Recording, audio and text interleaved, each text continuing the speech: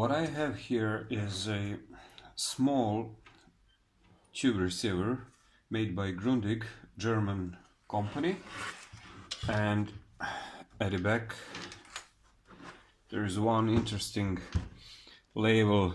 You can see it says made in Western Germany. Quite interesting. It was manufactured in 1959, and that is quite handsome label, because you don't have to search for the year of manufacture for this specific model. It says clearly that it's from 1959, and this model is only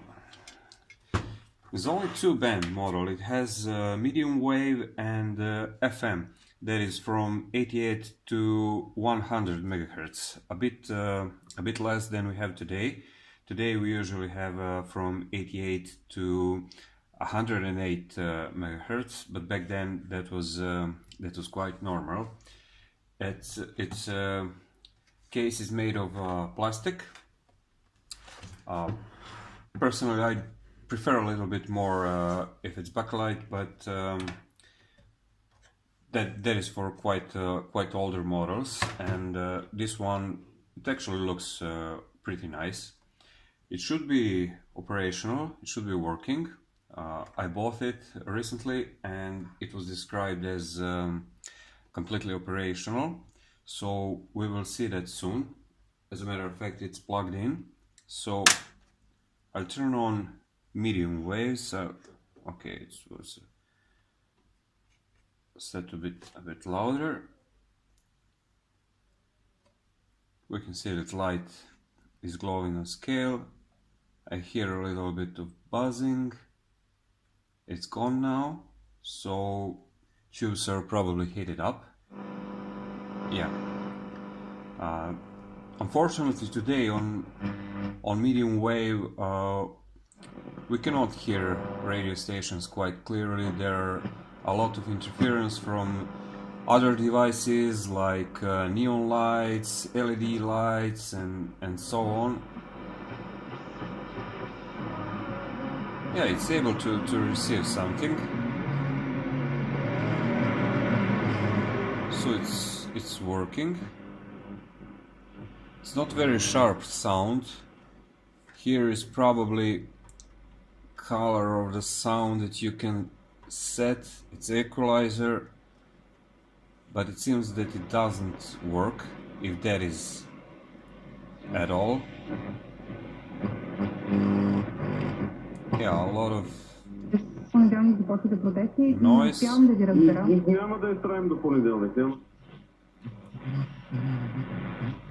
But we can hear stations. Now let's check FM.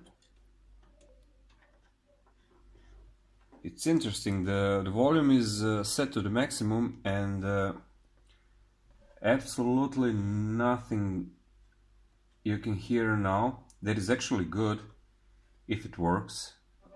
Oh yeah. Yeah, let's see if there is a better reception.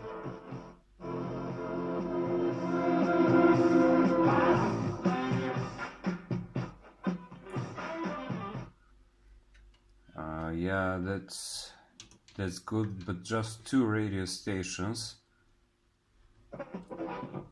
It probably needs better antenna. I'll turn it off now.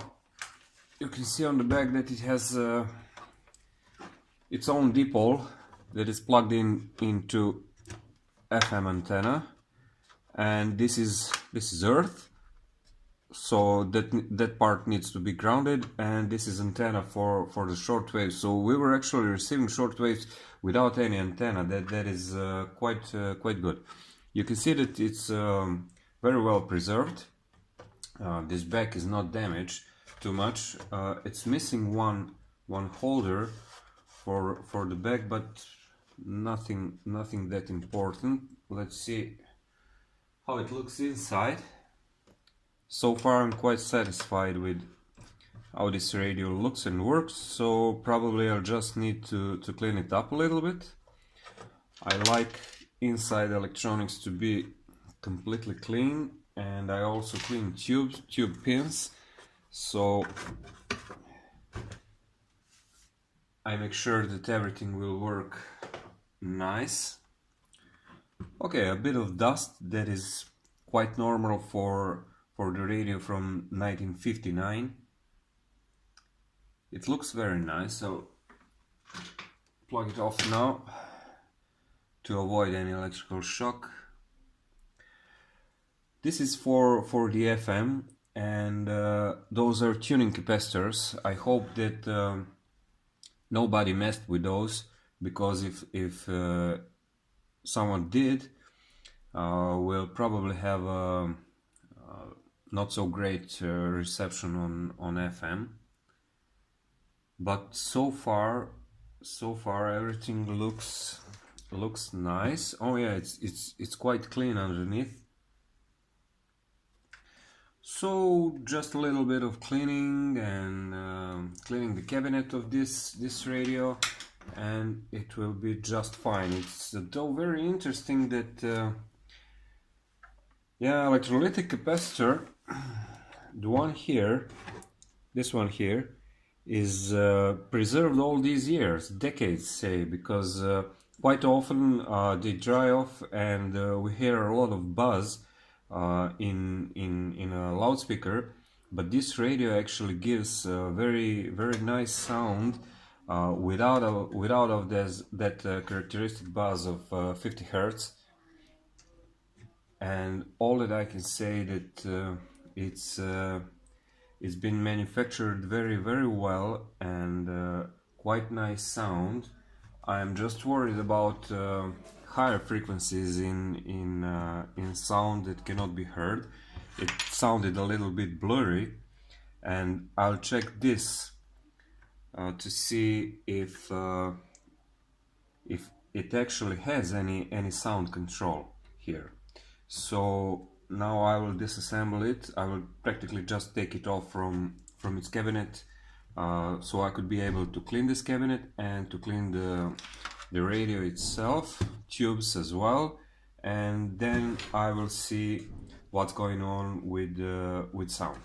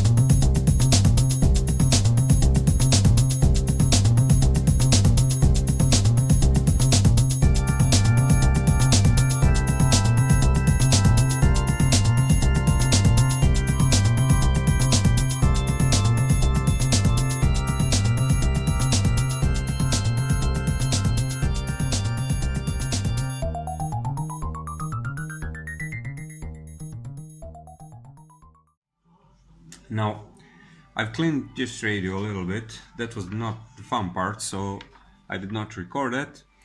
And if you remember, we had a problem with the kind of blurry sound. We're missing treble in this sound, and that can be heard very well.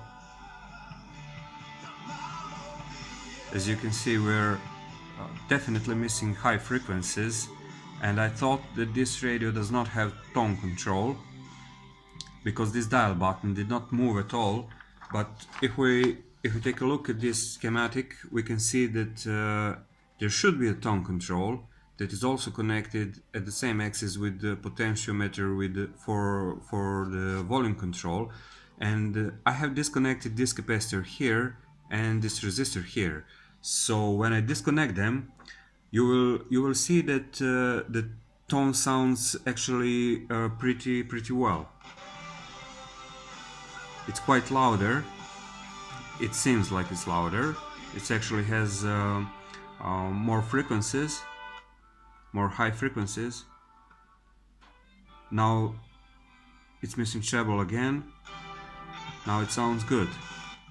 so there should be tone control here, and there actually is. We can see that this is a double potentiometer, and what actually happened is that it just needs to be tuned, but it's quite hard to turn it.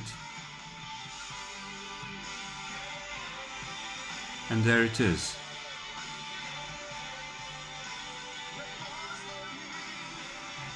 Now it sounds quite okay.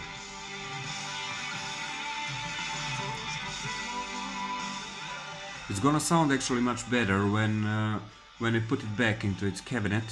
So now all that I have to do is to assemble it again. And of course I will permanently solder these two components here. As you can see, we need to fix this.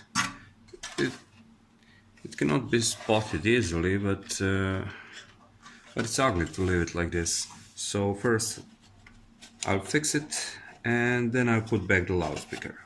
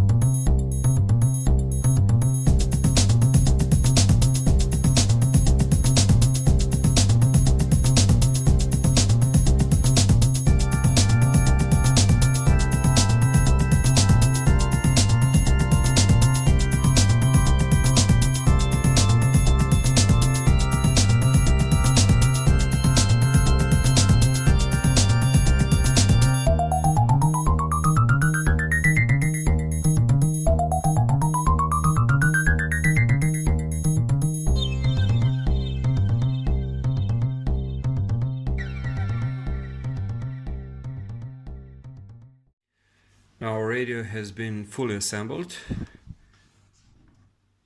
It has now back cover. I have connected a bit better antenna than its dipole, and reception is now quite louder.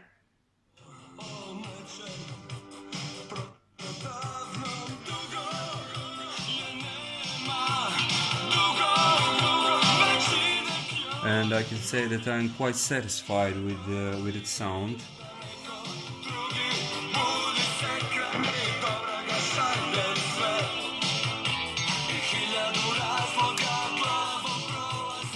Tone control is also working as expected.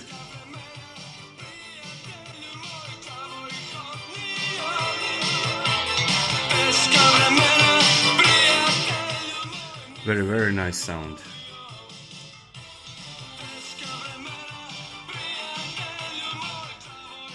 And I can say that Grundig actually did a really good job, and this is the best radio I have so far, that old, for FM.